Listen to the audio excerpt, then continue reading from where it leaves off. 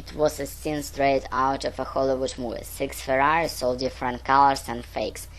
Red F50, a yellow S355 Spider, black 550 Maranello, silver 355 Ferrari, a gunmetal grey F3 Berlinetta, an ivory white classic Tetra Stora. All with tinted black windows, aligned in a stoplight with 2 rows of 3. Pink slips made 10 minutes old, tanks freshly gassed, engine troubled as he waited for the light to change. Malcolm was at the front when a carrier in the next car next to him started. Townsend were next in line. Behind them, Glowfield and Kip. For Malcolm, it would be his last ride with the team.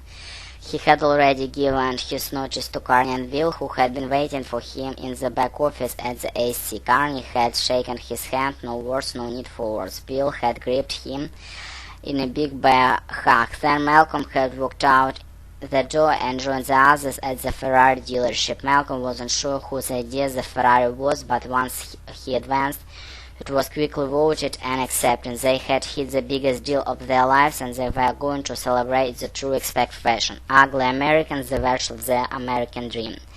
Malcolm grinned at the carrier through the open driver's side window. The steering wheel felt good in his hand. The entire car seemed to have built to fit his body, a powerful feline creature ready to cater to his every whim. He looked at a carrier and his grin grew even bigger.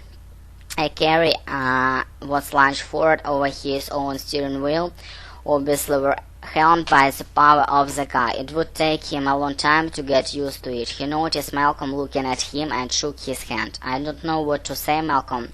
This is insane." Malcolm nodded. He had already told the carrier about his share of the $75 million bonus. The carrier had been overhelmed. Malcolm had explained that he deserved the money. Without a carrier's help, Malcolm wouldn't have made it through Osaka. A carrier had been first positioned to welcome him to Japan and was his best friend. "So what now?" a carrier asked, who was a row of the Ferrari agents.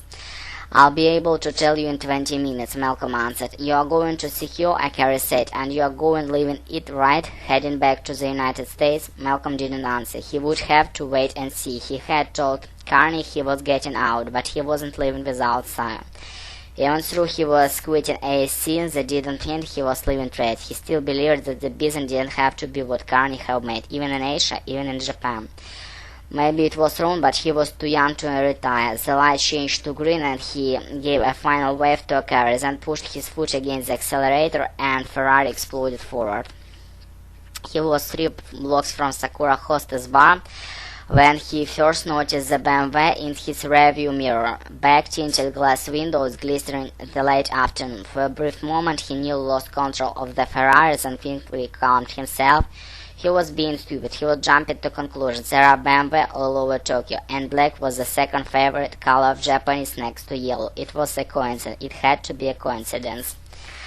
Or else, it was another warning, like his apartment getting trashed, or the Yakuza with flowered shirt. He kept his eye on the car as he navigated through the tight strips of Roppongi. To his concern, the BMW stayed with him, always a few cars back, but always there. He felt the sweat hanging neck at his chest. He reminded himself as there was still a late afternoon on the Friday. There were people everywhere. He was an American driving a Ferrari. He couldn't possibly be a target. Not here, not now. He turned out into a narrow street where the club was located, then pulled a quick stop at the curb. He twisted his body and stared through the rearview mirror. A minute later he saw the BMW. The dark car seemed to slow as it drove past his street. Then it was gone. Репетитор по скайпу, Smart Teacher Studio.